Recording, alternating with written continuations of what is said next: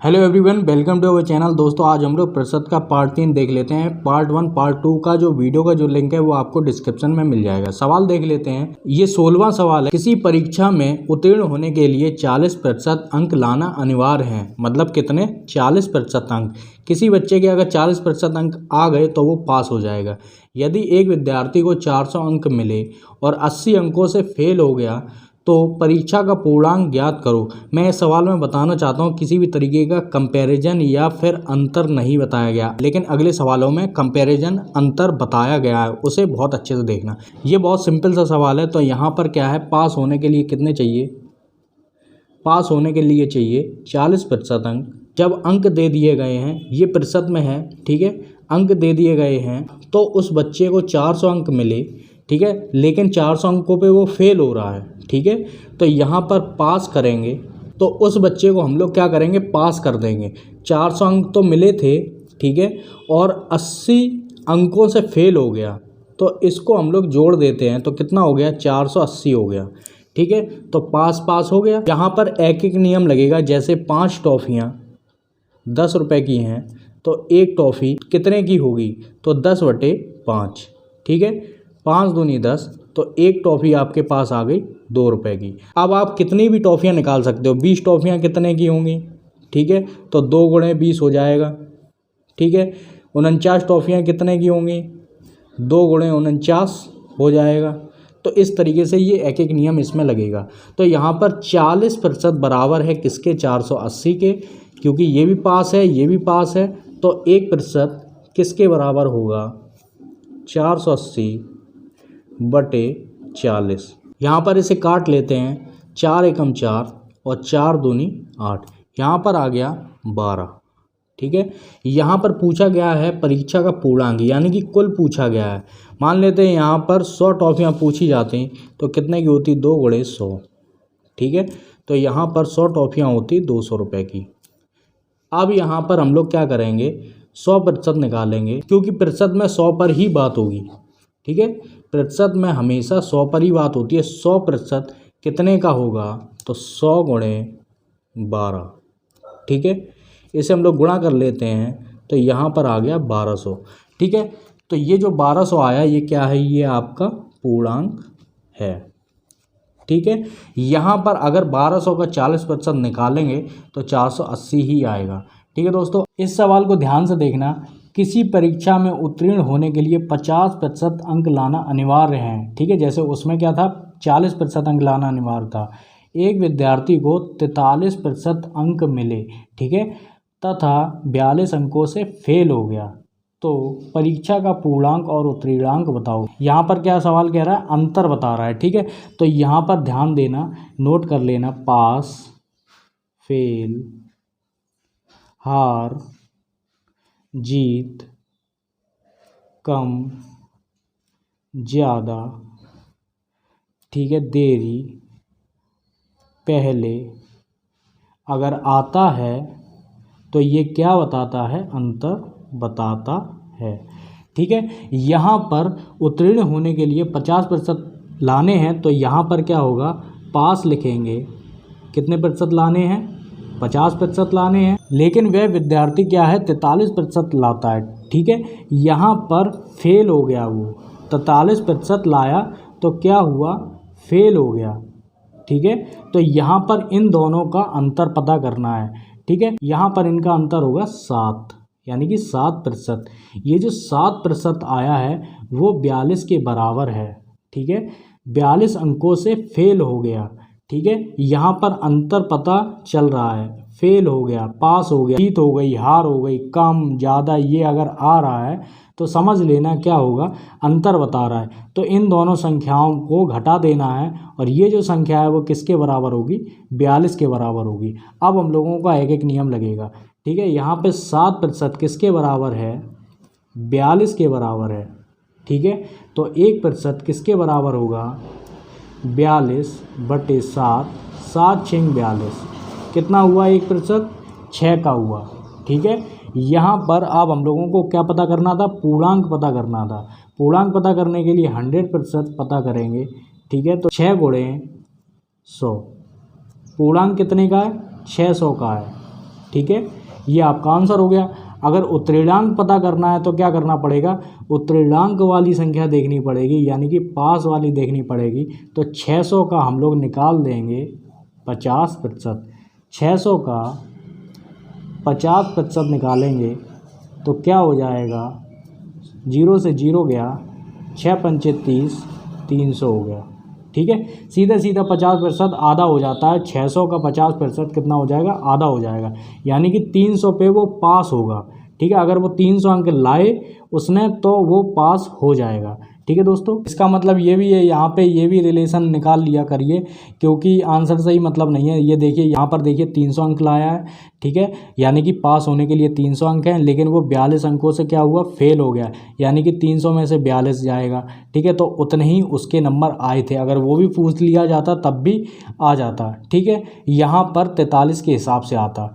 ठीक है दोस्तों, अगला सवाल देख लेते हैं। यहाँ पर क्या है, एक व्यक्ति अपनी आय का 20% शिक्षा पर, 40% भोजन पर और 10% क्या है, किराए पर खर्च करता है। ये उसके खर्चे हैं। यदि उसकी बचत 3600 है तो उसकी कुल आय पता करनी है। बहुत सरल है। ठीक है, तो हम लोग खर्चा निकाल लेते हैं। ठीक है, यहाँ पर क्या लिखेंगे, शिक्षा लिखेंगे, भोजन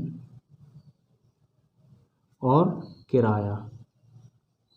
क्या क्या है, यहाँ पर शिक्षा कितनी है, 20%, भोजन कितना है, 40%, किराया है 10%। तो खर्चा निकालेंगे, कितना हो जाएगा, खर्चा यहाँ लिख देंगे।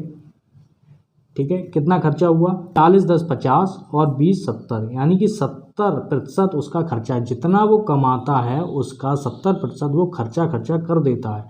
ठीक है, यहाँ पर बचत कितनी कर पाता है रुपए में, 3600 रुपये कर पाता है बस। ठीक है, यहाँ पे आप रुपए लिखना चाहो आप लिख सकते हो। ठीक है, तो यहाँ पर खर्चा अगर 70% है तो यहाँ पर बचत कितने प्रतिशत की होगी, ठीक है, बचत कितने प्रतिशत की होगी, 30% की होगी।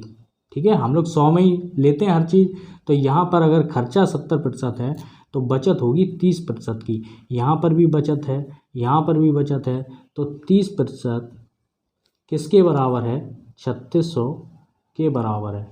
ठीक है, यहाँ पर 1% किसके बराबर होगा, 3600 बटे 30, यहाँ पर 3 एकम 3, 3 दूनी 6 और 0 यहाँ पे आ गए 120।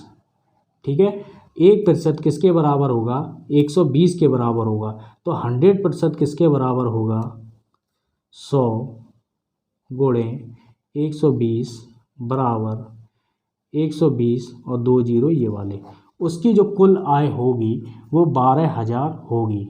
अगर ये पूछ दिया जाए कि शिक्षा पर कितना करता है तो 20% निकाल लेंगे इसका, 40% निकाल लेंगे तो भोजन पर निकल आएगा, और किराए पर निकालना है तो 10% निकाल लेंगे। तो ये सारी डिजिट आपको भी पता चल जाएंगी। ठीक है, लेकिन निकालने की ज़रूरत नहीं है, बस यही इतना ही पूछा जाता है, ज़्यादा नहीं पूछा जाएगा इसमें।